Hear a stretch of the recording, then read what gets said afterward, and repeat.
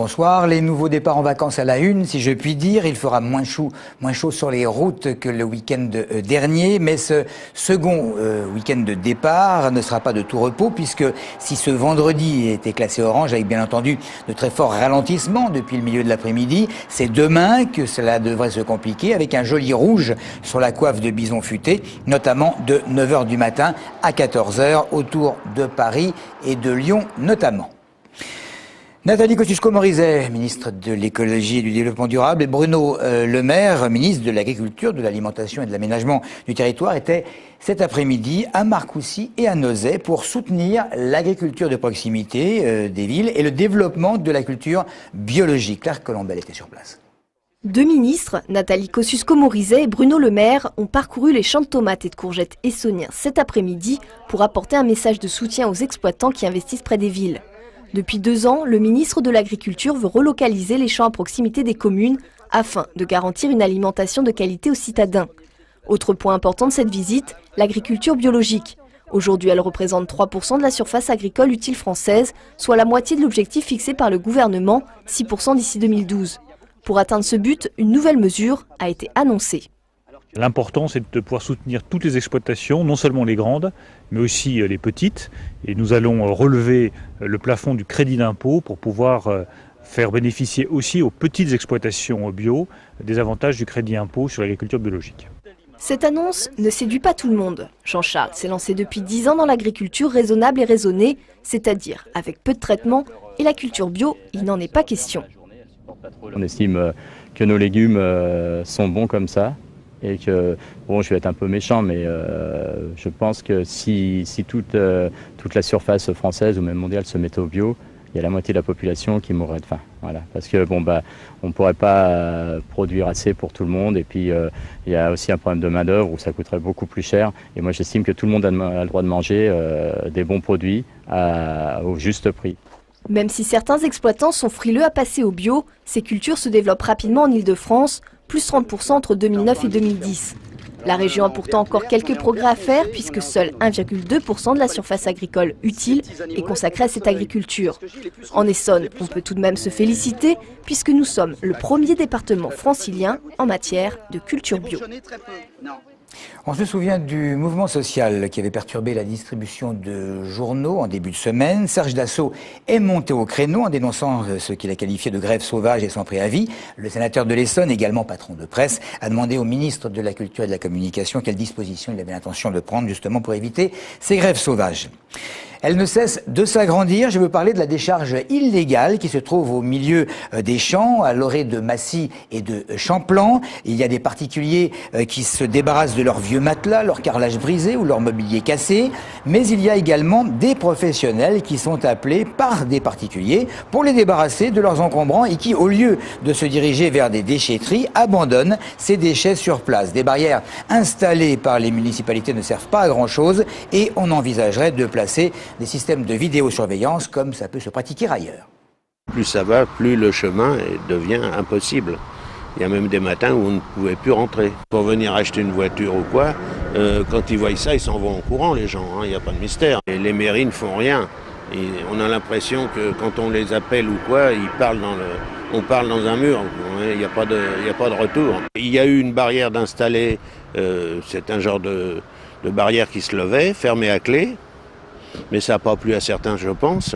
Ils l'ont écrasé avec un camion. Il faudrait qu'ils mettent surtout des caméras pour que les gens qui déposent soient pris où il y a des numéros de voiture et ainsi de suite soient enregistrés. La police ne fait pas grand-chose, malheureusement. Voilà, image et témoignage signé France Béru et Louise Brière. Pour éviter que le CNES, le Centre national des études spatiales, ne quitte Évry, Manuel Valls et Stéphane Baudet d'ailleurs viennent d'écrire à Laurent Wauquiez, le ministre de la Recherche, pour qu'ils interviennent afin d'empêcher un déménagement vers Paris qui est pourtant prévu le 1er janvier prochain. Christophe Garnier. 60% des salariés du CNES vivraient en Essonne, d'après l'agglomération d'Évry. Des hommes et des femmes que le déménagement vers le 12e arrondissement de Paris, prévu au 1er janvier 2012, n'arrangerait pas du tout. La mairie soutient d'ailleurs qu'une 50aine d'entre eux refuseraient de suivre l'établissement jusqu'à la capitale. Pour Manuel Valls, il s'agit d'un non-sens stratégique et industriel, le prix du mètre carré intramuros étant exorbitant. Le site retenu, qui est dans le 12e, mal desservie par les transports en commun, va très fortement dégrader les conditions de travail de l'ensemble de ses collaborateurs du CNES, et c'est la raison pour laquelle nous considérons que, alors que les propriétaires actuels de leurs locaux étaient prêts à faire un effort pour réviser le loyer à la baisse, s'engager sur des dépenses qui sont quand même excessives, qui peuvent être de l'ordre de 15 millions d'euros supplémentaires pour le CNES, nous paraît, en cette période de disette budgétaire, un gaspillage des deniers publics et une aberration. Déjà annoncé en 2009, ce déménagement de 230 salariés semblerait inéluctable. L'Europe incitant fortement à un rapprochement avec l'Agence spatiale européenne qui se trouve déjà à Paris. L'objectif étant d'améliorer la conception de la future Ariane 6. Mais ce serait une perte énorme pour Évry. Après Carrefour, il y a quelques mois, il s'agirait du deuxième grand siège social à quitter l'agglomération. Le Conseil général a accordé un agrément à une jeune lesbienne pour qu'elle puisse adopter. Elle répondait aux exigences en matière de profil psychologique et d'environnement familial. Explique-t-on, cette autorisation, elle intervient au moment où la question de l'homoparentalité agite la classe politique et que la question d'ouvrir ou non le mariage aux homosexuels ne met pas tout le monde d'accord. Avec cet agrément, c'est un acte militant que je revendique car ça contribue à l'évolution du débat sur l'homoparentalité. C'est au nom de l'égalité des droits, il faut que les mentalités évolue, c'est ce qu'explique Jérôme Guedj, le président socialiste du Conseil général de l'Essonne.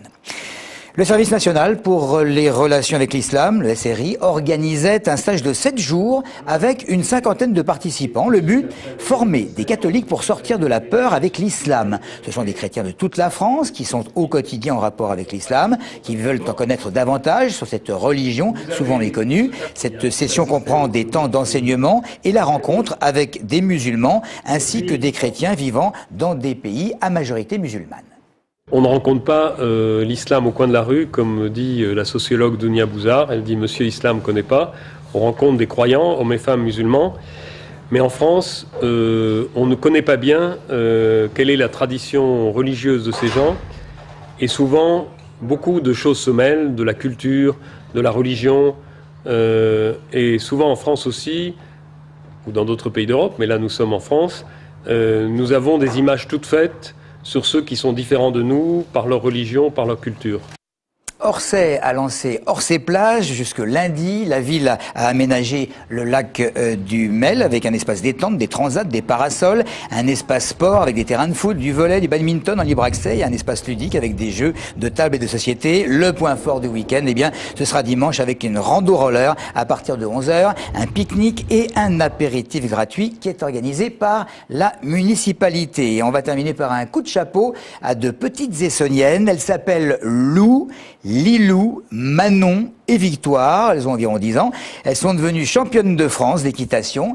Il s'agit de la Coupe Cross Poney 2011 et c'est une équipe de Verrières-le-Buisson donc qui s'est la mieux comportée en dressage, en voltige et en cross. Bravo les filles. Voilà, attention, si vous devez prendre la route, prenez vos précautions, pas trop vite.